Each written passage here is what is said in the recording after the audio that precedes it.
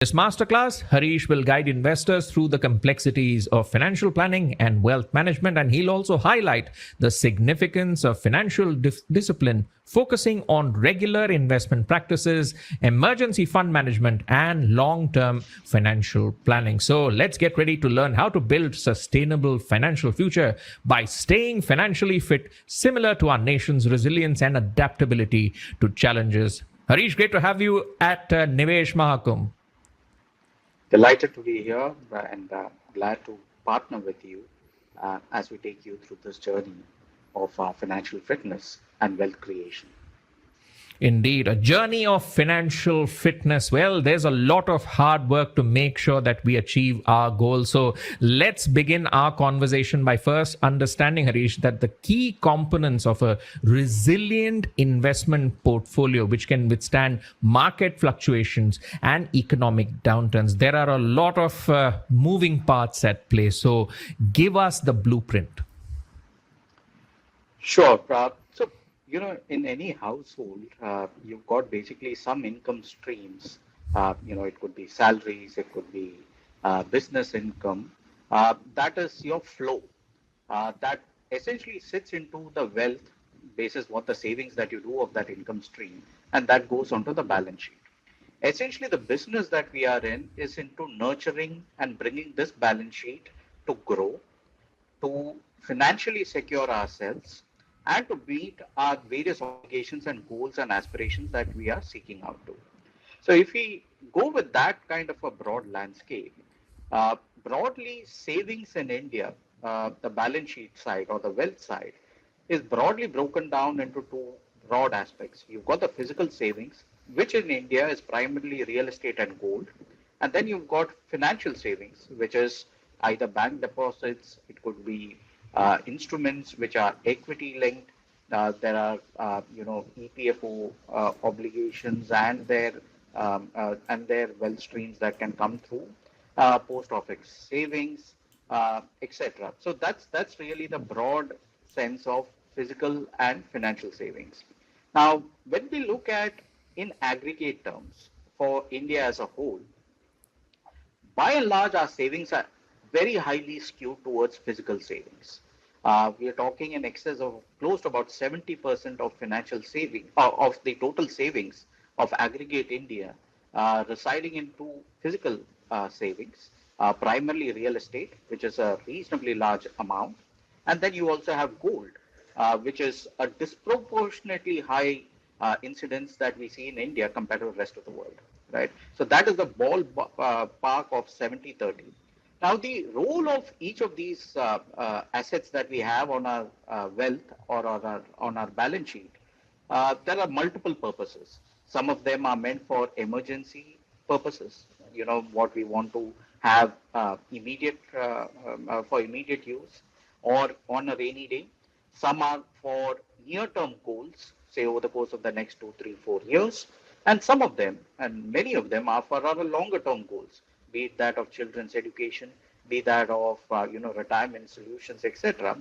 And therefore, there needs to be a proper mapping of each of these goals and aspirations that each of us have, and how it ties in with each of these product segments. So that's maybe I'll kind of stop here, but this is the big picture in terms of how you want to basically look at how Indians have traditionally been looking at building their wealth.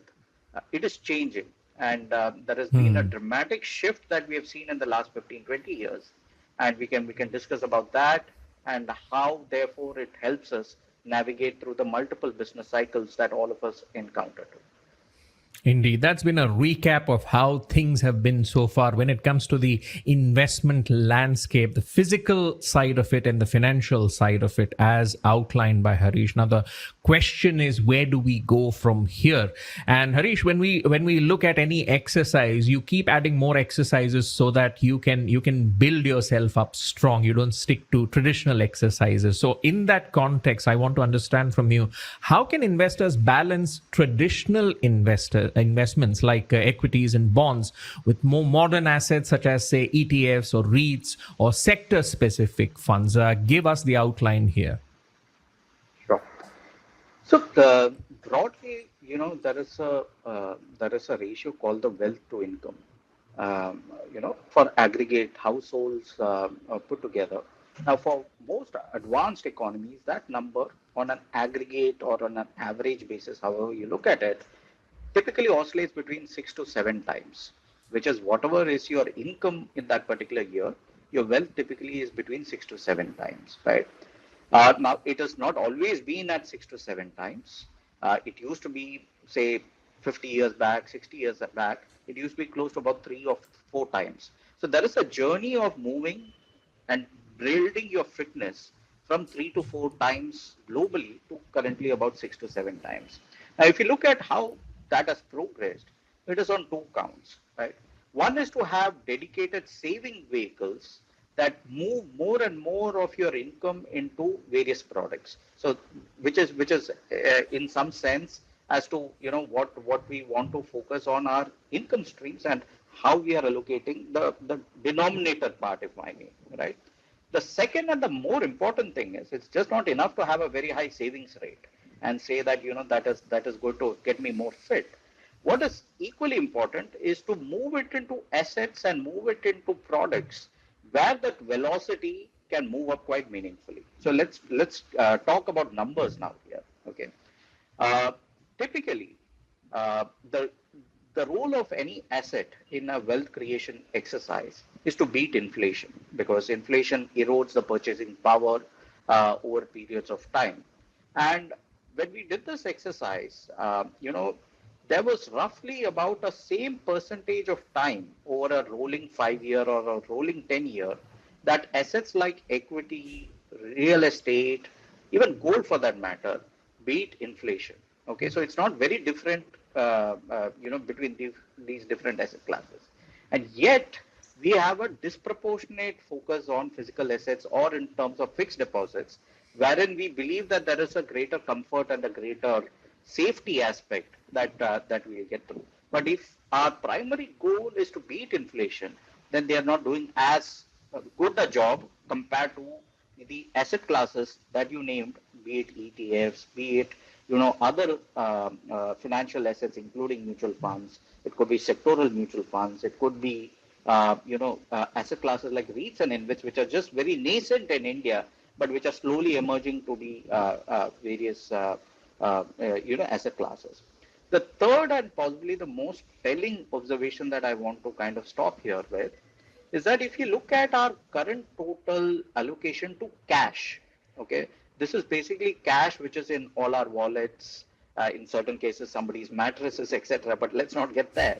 If I look at the total cash which is outside of the banking system, okay, that is equal to about 75% of the total money that Indians have put into equity markets, either through mutual funds or on direct equities. And this I'm saying over the course of the last 30, 40, 50 years, cumulatively, Indian households have put close to about 50 lakh crores there. The cash which is there on the on outside of the banking system currently is close to about 35 to 40 lakh crores. So as we all know, cash earns nothing. It has got almost 100% chance of eroding, of not beating inflation. And yet we have such a disproportionate allocation to an asset class like cash. So the point is to get more fit. I think it is important to get your money to also work as much as you are working to earn that money. It is more important to let the money work for you as well. And that can happen as you move into asset classes which are more financial in nature.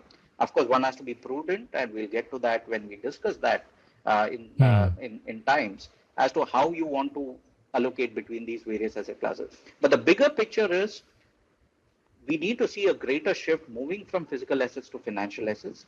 And even within financial assets, we need to kind of introspect. Do we need such a disproportionate allocation to, say, FDs or to products like cash?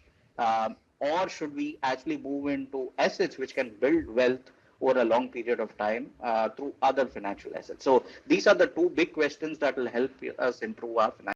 An investor education and awareness initiative of Aditya Birla Sun Life Mutual Fund. Mutual fund investments are subject to market risks. Read all scheme related documents carefully. Mutual fund निवेश बाजार के जोखिमों के अधीन है। Scheme संबंधी सभी दस्तावेजों को ध्यान से पढ़ें।